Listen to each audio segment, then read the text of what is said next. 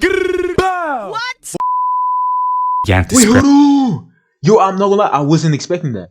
as her baby daughter was left to either Kanna's husband DTV for or real, Kanna's bro. mother Don't in the get your hands of lick her back. parents Like, for you're them coming to to take see care me. of. Like absolute garbage of human beings. Kanna do during this time? Go to love hotels with multiple Expected this too. Alright.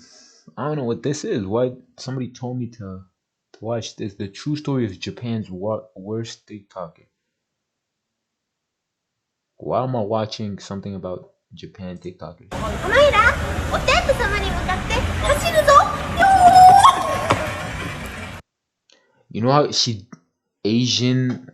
If you just watch this short TikTok video, there seems to be nothing much special about it. Just another one of the many TikTok videos uploaded by the young individuals in Japan. However, after people found out who she really was and what she has done, this video began to Wait, spread hold on. Yo, I'm not gonna lie, I wasn't expecting that. Okay, W, whoever recommended this video, W. So she's a killer. across Japan, and arguably, this very video can be considered as one of the worst TikTok videos ever uploaded.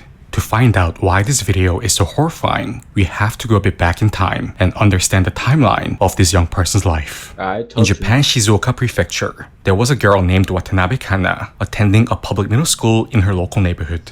According to the words of her old classmate, it seemed that she was doing papakatsu, or compensated dating, with older men from her first year in middle school. Her classmate confesses that everyone thought that Kanna was a more yabai, or the more dangerous type based on quite a few things. First, her classmate said that Kanna was often caught with stealing the items of her classmates. And to add to that, her classmate confesses that Kanna seemed to be the type of person who was quite delusional, to put it most mildly. For instance, as we can see from a lot of her old photos, I'm not gonna lie, look. This is, I'm gonna be honest. If she looks like this and she's in Canada and the US, she's probably not gonna be made fun of for being fat. Psh, the people we used to make fun of for being fat, I said we. Oh my god, I just exposed myself. Anyways, shit happens. You were young, shit happens. If you're watching this, you know who you are. If you're watching this, my fault. For me, I'm Christian now, so my fault for real. But yeah, this would not be made fun of over here because this is not that fat. But in Japan, if you know how Japanese niggas is, this is OD. that has been revealed on the Japanese side of the internet, we believe a lot of us can agree on the fact that she's not the most visually attractive type of person. Damn. However, Kanna believed herself to be this extremely physically attractive individual. Her classmate says that when old perverts paid money to her for compensated dating, she genuinely believed that this was because she had this type of magnetic attractiveness to her in which men could not resist, and actually went around boasting at school of how she had an adult boyfriend who was 25 years old, etc., without the slightest of doubt that such of her boyfriends were scum of the earth as predators who were interested in getting their way with clueless first-year middle schoolers such as Kanna. And furthermore, Japan being the type of place that is known for having a set of rowdy teenagers, such ill-intended male teenagers at her middle school often played a game with each other where the boy who loses the bet as a punishment now had to go and fake confess their love to an ugly girl such as Kanna. Now, if this was any other person, they would most likely be infuriated. However, with Kanna, she once again tricked her mind into believing that all these boys were confessing to her because she again had this irresistible charm to her and is told to have went all the way physically with many of the male teenagers who confessed to her as a prank. Now, time passes, and it is said that Kanna got married around the time when she graduated from high school and gave birth. In Japan, that is insane. Like, she would be seen as like a crazy person, feel me? But if I'm honest, like, over here in Canada, niggas is bro, like this type of shit, like it's not really that crazy. You know what I'm saying? Like people would hear that, people would see that and be like, it's cool, whatever. To her first daughter, and with that, her name changed legally from Watanabe Kanna to Asanuma Kanna. And according to a neighbor of Kanna, back in her hometown of Shizuoka, Kanna's family still supported her around this time regarding her decision to be married and become a mother at such an early age. Kanna's mother is even told to have said, "I'm becoming a grandmother in my 40s. Isn't that great?" However, as we can probably already tell by now from her unusual childhood, she, quite frankly, does not seem like the type of person who could be a normal housewife and a mother. And such assumptions did not turn out to be wrong. One of her acquaintances said that she was cheating on her husband with not just one, not just two, but with 3 men, while abandoning to care for her newly born daughter altogether, as her baby daughter was left to either Kanna's husband DTB for or real, Kanna's bro. mother. Back-to-back videos that just enforces the fact that I'm DTB for life. I swear, I know people are like, yo, you Christian now, you can't be DTB, but like, yo, God's got to take it away from me, because I ain't gonna lie, at this point, I'm DTB for life, bro. To be taken care of. Now, her husband, finding out that she was cheating on him with 3 other men, obviously filed for divorce. But still, with Kanna being the mother of his daughter, her now ex-husband was nice enough to loan her some money. Kanna is also said to have borrowed 150,000 Japanese yen from one of the men whom she was cheating on her husband with, providing reasons such as how she wanted to turn her life around by getting a job, which needed her to get qualifications, which meant that she needed money to go to school to study for such qualifications, etc., etc.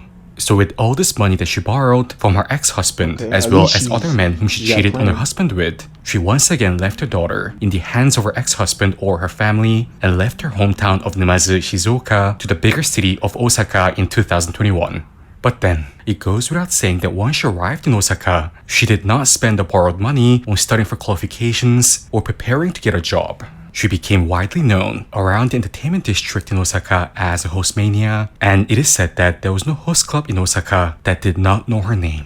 She began to be known around the entertainment district in Osaka as a problematic individual who did not pay her due bills to the host clubs and jumped without paying, and was thus blacklisted from the majority of the host clubs. The amount of Kanna's unpaid bills to the host clubs of Osaka got so large to the point that the hosts from Osaka went all the way to her parents' house in Shizuoka to ask her parents to pay for the bills. So we can say that for Kanna's parents, life was a living nightmare because of their daughter in the hands of her parents for them to take care of. And to add to that, the parents constantly had to be harassed by the hosts from Osaka because of their daughter and her criminal tendency to jump from the host clubs without paying. And during her problematic time in Osaka, Kanna is said to have met Takami, a male host working in Osaka's entertainment district. Or say that Takami himself was considered in Osaka's host world as one of the more problematic male hosts, where the majority of his client base were girls who could not pay their bills. And one of such of his clients was Kanna. And the two seem to have really hit it off together, and their acquaintance in Osaka say that their codependency went on to become stronger by the day.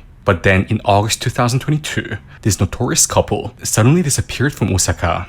The reason for this was that, as Kanna had such a large amount of unpaid bills in which she owed to the host clubs in Osaka with having absolutely no way to pay it back, she and her host boyfriend Takami decided to run away to her hometown of Numazu. Can we really say that she's not the risk god? Maybe everything she thought about herself is correct. Because isn't the whole point of the host, the people in like this type of industry, is to fake like you love someone and then make them love you so they keep coming back and paying for you? But she actually managed to make one of these host niggas fall in love with her. I ain't gonna lie, I gotta give her flowers for that. Shizuoka in order to hide themselves. But despite the fact that Kanna has now returned back to her hometown, she could not contact her parents' relatives due to her parents' much understanding stance of wanting nothing to do with their daughter anymore.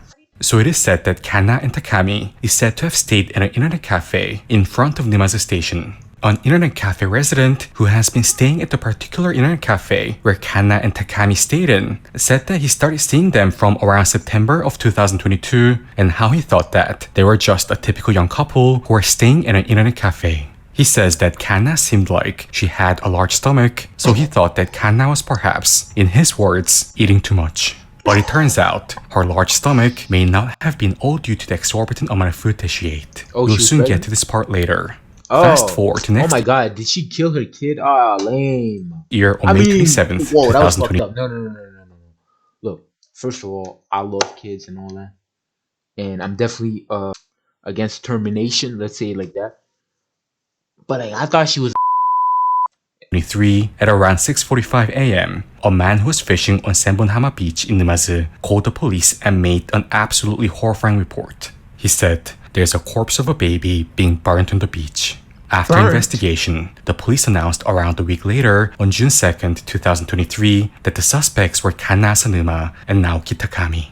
It turned out after DNA testing that Kanna was the mother of the baby that was tragically found on the beach, meaning that Kanna and her host boyfriend Takami, soon after Kanna gave birth to the baby, decided to do the absolutely unthinkable. Oh, nah, you see, burning the baby is OD. Burning, you throw the whole book at them, bro. Like, when looking at the under the timeline jail. of events, it could be very likely that when Kanna uploaded her dance video on TikTok, she could have been already pregnant at the time. Now, whether she was aware of the fact that she was pregnant at the time of uploading this video, we cannot say for sure. But it is absolutely terrifying to think that this seemingly ordinary looking girl with an innocent looking smile can also be the type of person who can make the type of evil decision to do what she has done to her newborn child. I mean, that Throughout our happens. research on the case of Kanna Sanuma, we were actually surprised with quite a few things. First, we are surprised to see that many in Japan actually partly sympathized, or at least attempted to understand, why Kanna grew up to be the type of person that she became. In one of the videos created by a Japanese YouTuber who discussed her case, many of the top comments with the most likes were ones which blamed the ill-intended male teenagers during her childhood who made fun of Kanna for how ugly she is, fake confessing their love to her as a punishment among themselves when one loses a bet, then go around boasting at school of how they still physically went all the way with her and laughed about how gullible she was. And I completely agree with the majority opinion here on the fact that they are absolute garbage of human beings What? and how being exposed to such bro, an environment I hate people like this, like absolute garbage of human beings. These young male that play pranks. If those guys are absolute garbage of human beings, we're all absolute. I mean, yeah, that makes sense. We're all absolute of garbage. constant bullying and That's why we need humiliation from Jesus. such a Yes. young age could have indeed led Kanna to develop into a twisted human being. Many in Japan also rightfully criticized the criminal, shameless old man whom Kanna met during middle school, who was willing to conduct papakatsu or compensated dating with Kanna when she was just a middle schooler, for crying out loud. And such abnormal interactions could have again led Kanna grow into the warped adult in which she turned out to become. However, with all due respect, it seems that many of the YouTubers in Japan often did not research all sides of the story, which partly contributes as to why we see a lot of such sympathetic comments for Kanna. I believe if you're Japanese and can search on YouTube regarding this case using the language, you'll know what I mean. Which I completely understand, by the way. Some of the information that we have may have came out after they uploaded their videos, or they may have just wanted to keep their videos short for the sake of completing the edit and upload their videos as soon as possible. So Yeah, again, editing nothing is a wrong with this, as after all, if you're a full-time YouTuber doing this endeavor for a living, upload frequency and speed is one of the most important elements there is to keep your channel going. But with that said, if we are to really dig deeper into the case of Kanna Sanuma beyond the superficial level of understanding and look deeper into the details of her life, it becomes exponentially more difficult to label her situation as a simple case where a victim of childhood suffering who was unable to overcome her past traumas just went on to commit evil acts. So she's a Baba. I was 6 when that After that Kanna wilds out. Sanuma and Naoki Takami was arrested for the indescribable crime committed on Senbonhama Burning the Beach, baby is Kanna's crazy. ex-husband brought the courage to talk to the media for the first time with Bunshin Online, a Japanese online news media outlet. Now, we are aware of the fact that Kanna's husband filed for divorce with Kanna after finding out that she was cheating on him with 3 other men, at least as far as he knows, and that even after the divorce, he was kind-hearted enough to loan her some money, knowing that while he detested her for what she has done, she was still the mother of his one and only daughter. And it is not like Kanna's ex-husband was well off financially either. It is said that Kanna's ex-husband was only 18 years old at the time when he married Kanna. When Kanna told him that she wanted to have a baby early, Kanna's ex-husband boldly decided to drop out of high school in order to work and save up for marriage. He did not give up his education entirely though, as he states that he participated in Japan's correspondence high school system, which is a system in Japan where a high school dropout can still earn a high school diploma in 3 years through means such as that's earning tough. credits through online classes and submitting reports through mail. So through this, we can clearly see that Kanna's ex-husband was deeply in love with Kanna for Yeah, he him a to real decide nigga, to drop out of high school in order to begin working early to save up for marriage and Yeah, stabilize real their nigga. future, as well as the fact that he's most likely a diligent, hardworking guy who is willing to still attend online classes and self-study while also working full-time. But then, while her husband was busy with setting up their future, working during the was day out and here attending busting online it classes wide at night, open, like, what did Kanna do letting during this people time? Go to love hotels with multiple other men. So when If he you know, saw the you know, footage of that's his crazy. wife walking into a love hotel through his car black box recorder, he must have felt as if his life was tearing apart.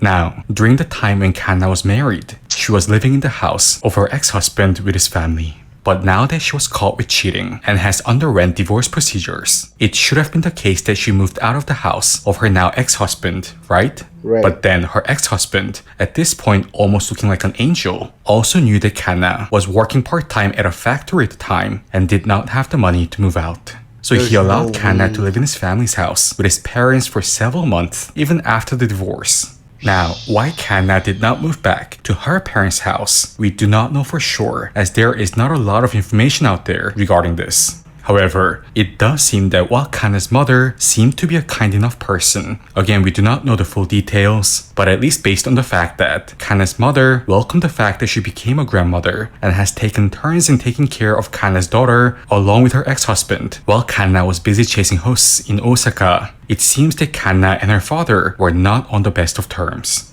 One of Kanna's neighbors told reporters at Bunshin Online that Kanna's father was the type of person who threw cigarette butts onto the neighbor's garden without any shame. And although this alone is not nearly enough evidence to definitively claim that Kanna's father was a horrible individual, as stated by this one Yo, this dude loves to judge. Holy. Horrible individual? Are we like, why are you even putting that out there, bro? I know he said that's not enough evidence, but you could have just said, oh, people said that and kept it pushing. Japanese commenter, you really also cannot possibly be a good person and also be a person who constantly throws cigarette butts on someone else's property in a shameless fashion. Dead ass. That first of all, why is this Japanese nigga got 50 Cent as anyways? Everybody loves 50, so I don't know why I said that. But you can't be a good person and throw cigarette butts out. I mean, we're all bad people, but like, come on. And during our research of Kanna's case, we also came across the old Twitter account of Kanna Cinema. Now, most of the posts seem to have been deleted, with there only being a few posts made in the year 2014 remaining in her Twitter account. However, from one of Kanna's posts made in 2014, we have found a post in which she made where she said, to quote her exact words, "I am angry at my dad's attitude towards me." This is again not nearly enough evidence to claim that Kanna was a victim of domestic violence or any abuse of that nature from her father. But at the same time, if we connect the dots with the information that we do have of the fact that Kanna's father was not the nicest of individual as stated by the neighbor, and the type of Twitter posts in which Kanna made while she was younger. Okay, this guy's insane. This guy's insane, bro. How you gonna throw the dad out of...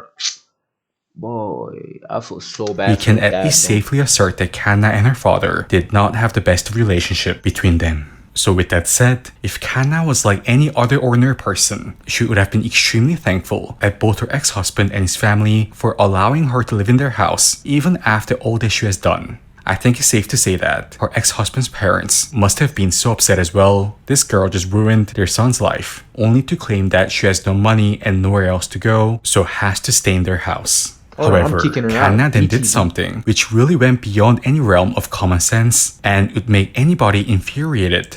One day, Kanna's ex-husband received a credit card bill at his parents' house in which he did not recognize. And it turned out, Kanna used the personal information of her ex-husband's father to create a new credit card and made a cash advance of around 500,000 Japanese yen. The things that she continues to do just absolutely leave you speechless. One day, the piggy bank in which Kanna's ex-husband's father saved his 500 yen coins in was seen damaged with money missing. Turned out, Kanna got her hands into the closet where the piggy bank was hidden in. And if you know about many of the senior citizens in Asia, collecting coins in their piggy banks is one of their small but quite important chores. That's just $4,000 in Canadian dollars.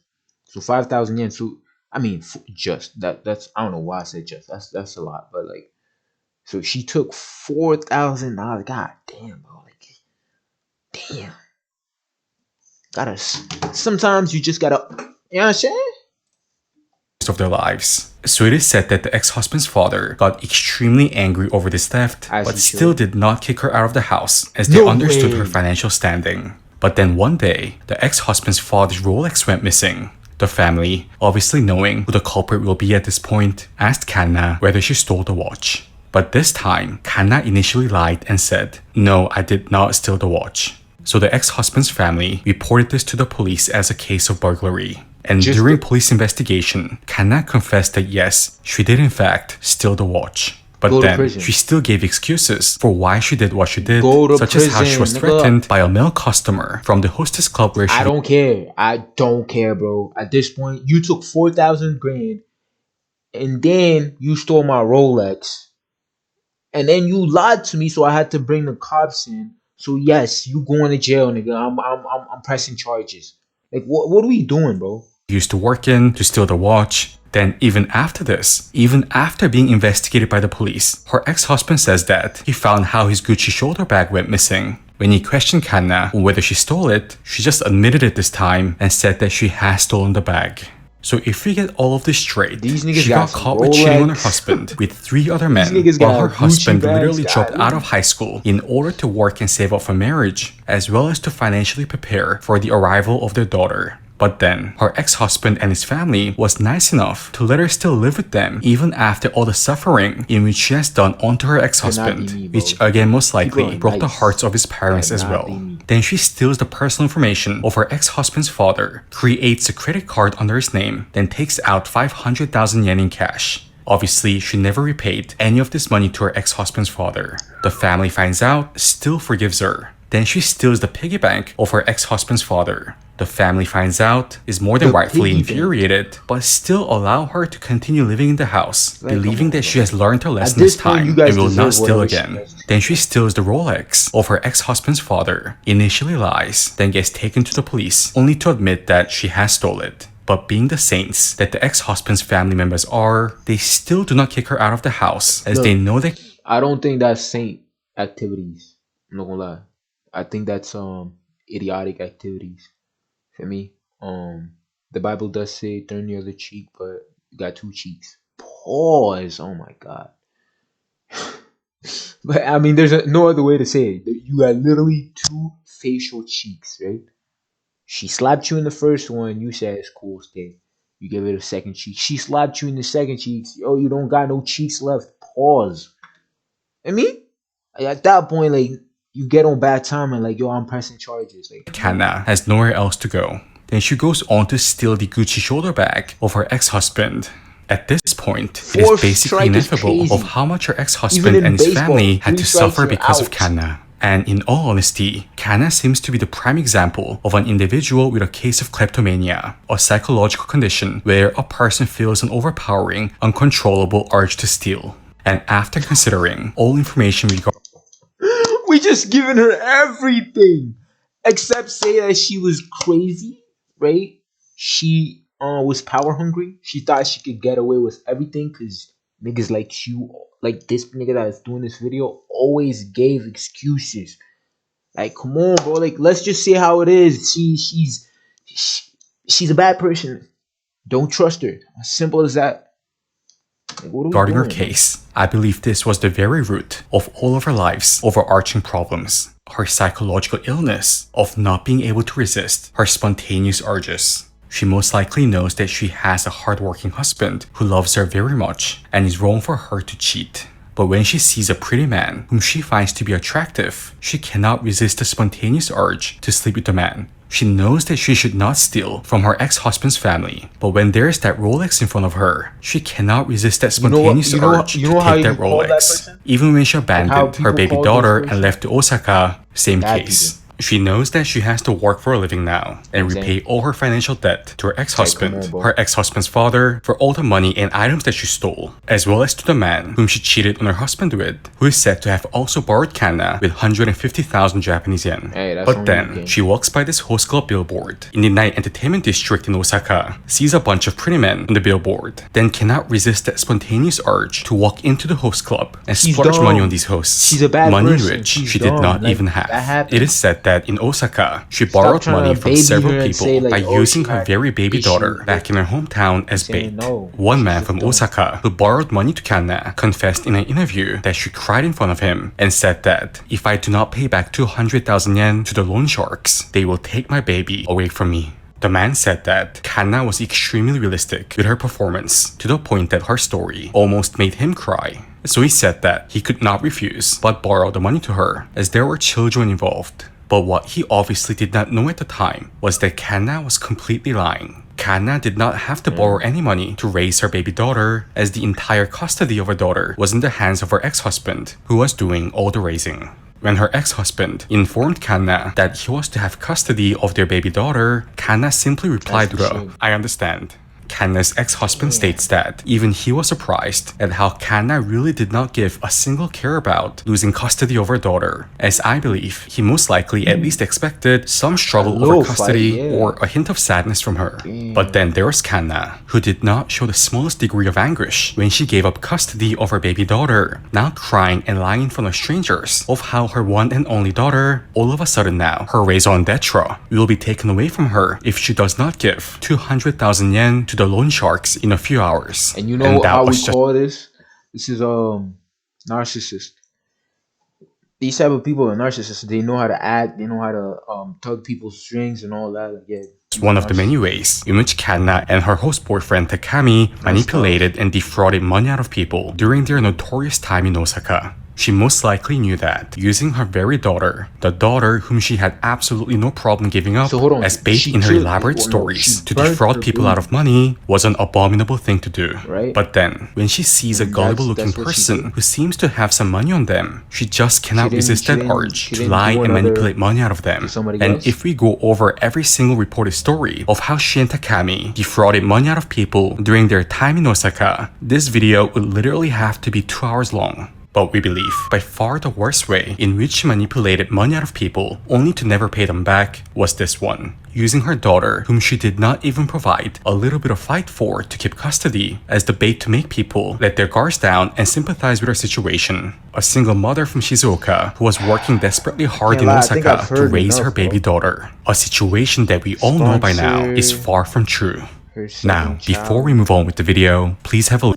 Last but not least, we all know what the most unforgivable act in which Kanna has committed based on her spontaneous urges. According to Miss A, an acquaintance of both Kanna and Takami, testified in an interview that she received a message from Kanna through Line where she said that her baby was stillborn. However, through police DNA autopsy, it turned out that the baby was still alive at the time of birth and was not stillborn. And Miss A states that it seemed that Kanna was very much attached to the baby inside her womb while she was pregnant and took good care of her, making Miss A think that Kanna was determined to raise the baby well. Kanna was quite vocal about her pregnancy as well, posting a photo of her pregnancy test on social media in November 2022. It seems that Miss A and Kanna were indeed quite close, as a month later in December 2022, Kanna sent an echo photo to Miss A with a message saying, "The baby is bigger now since the previous checkup."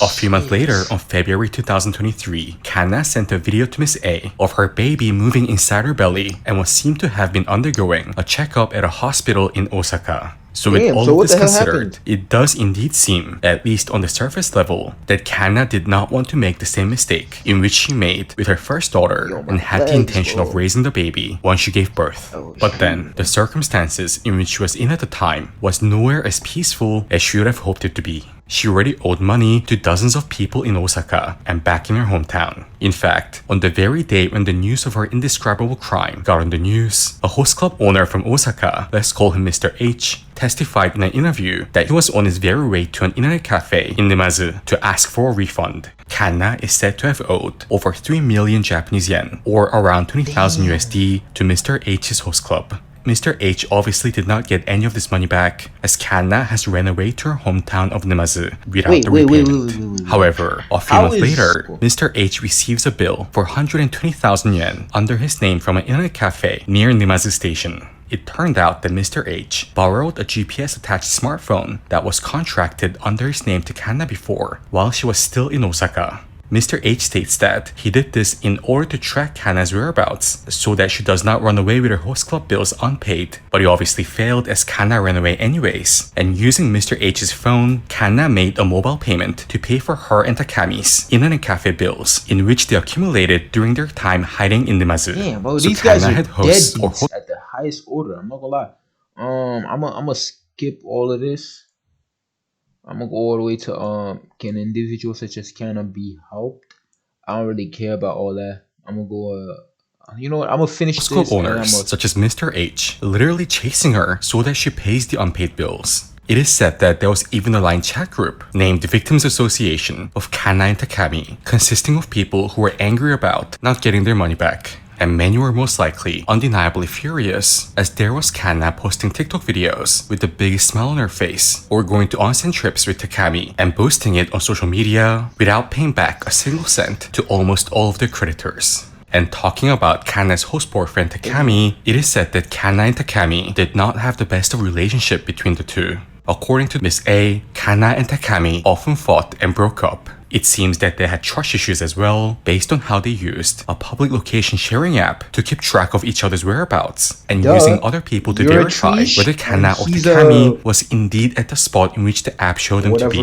And with Takami being almost a literal kid and having no life skills of his own to make a living other than extorting money out of people together with Kanna, not to mention their severe trust issues, it could have been the case that Kanna just could not see herself raising a child with this young ex-host, especially through the hard times in which they were facing in front of them as well, of having to repay a mountain of debt to dozens of people in Osaka and in her hometown while raising their newborn baby at the same time. So in this overwhelming circumstance, we believe Kanna, again this is just our subjective take based on the information that we do have, that despite her initial intentions of wanting to raise the baby, have received a spontaneous urge, that urge which has got herself into so much trouble throughout her life. That spontaneous urge being taking action to just have the baby not be there anymore. And we believe you already know at this point that for Kanna, when there is a momentary impulse, it does not just stop there inside her head. She actually carries them out, regardless of how small or how grave that urge is. So we believe that her chronic mental condition of being unable to resist that urge inside her head,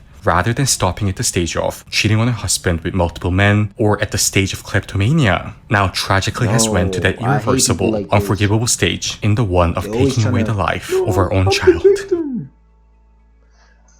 She's not now the that victim. we are I'm aware skipping of the this part right here. I'm gonna go straight to the troubled youth. dark landmine fashioned TikTok dance video making on the streets, heavy Photoshop filters, addicted to hosts in the night entertainment district. When a typical Japanese person hears of such phrases, they immediately think Toyoko Kid. To elaborate, person hears of such phrases, they immediately think Toyoko Kid. To elaborate, Toyoko kids in Japan are troubled teenagers or young adults gathered in Tokyo's night entertainment district of Kabukicho, and has been rising as a social issue in Japan in the recent years. And the sad truth about the current Japanese society is that when a problematic Japanese teenager or a young adult such as Kanna feels lost in life, Japan conveniently has a hub, the night entertainment districts, that is located in each of their big regional cities, where young people such as Kanna consider as their de facto place to head to and make their life into more of a misery than it already is. Damn. I mean, Kanna got into Osaka's entertainment district with just a debt from her ex-husband and her cheating partner, to having to run away from Osaka for owing 3 million Japanese yen to just Japan's got a one host club alone, not to mention to dozens of others whom she borrowed or defrauded money out of, all in just a span of 2 years or so. And this is basically a nationwide pattern in Japan for the troubled youth. For young troubled individuals living in the Kanto region, they can conveniently head to Tokyo and its red light district of Kabukicho and basically ruin their life at an accelerated pace with host club addiction. As a matter of fact, look, if you guys read manga or like watch anime, some of you might have, what did I touch? Some of you might have realized that, they do a lot of like, it's called isekai. They do a lot of like isekai manga from like losers that die and then get reborn. That's because a lot of these losers, they can like immerse themselves in that story and like really imagine themselves as this person, right? And the thing is, the only thing I don't like about the isekai genre is literally because you tell these people that there's an escape instead of telling them the truth. which is there's no escape. You know what I'm saying? This is your only life. You gotta live it. You know what I'm saying? Nobody's coming to save you. Somebody's already saved you, but only at the end of your life. Not right now. Right now your life is a mess, and the only person that could save it is yourself. I mean, and you gotta live it. You can't be just doing whatever, staying at home and not doing nothing and being a burden to your family. I mean, you really gotta go outside and live your life. And that's the thing with I'm saying with Japan right now. Underground idol addiction, papakatsu, substance overdose, you name it. For young troubled individuals, Substance overdose is crazy. So the Yakuza is making bangers, you know. I wonder if there's like gangs in Japan outside of like Yakuza. Like for me, like over here in Canada there's like the Bloods and the Crips and all that, but there's those are the main gangs, but there's also like mafia and there's a whole bunch of gangs. That's all I'm gonna say about that. living on the island of Hokkaido, they can conveniently head to Sapporo and the red light district of Susukino. You guys get the idea. It's Yeah, just that it's we tough. know the very details Nah, of the Japan life is of down Kana bad right Sanema now. due to the heinous crime in which he committed.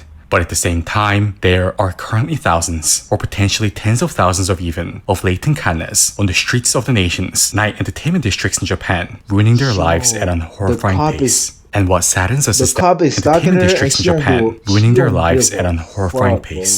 And what saddens us is that when news in the tough. likes of the one of Kana Sanuma and her burning of her newborn, appears in the news in Japan, it gives more reason and justification for the Japanese general public to think in the lines of, you see, look how crazy this Kana girl is. And all these TikTok video making, host-addicted young individuals on the streets of the nation's red light districts in Tokyo, Osaka, You know what Sapporo, I'm saying? Like this is something that could not happen over here in Canada.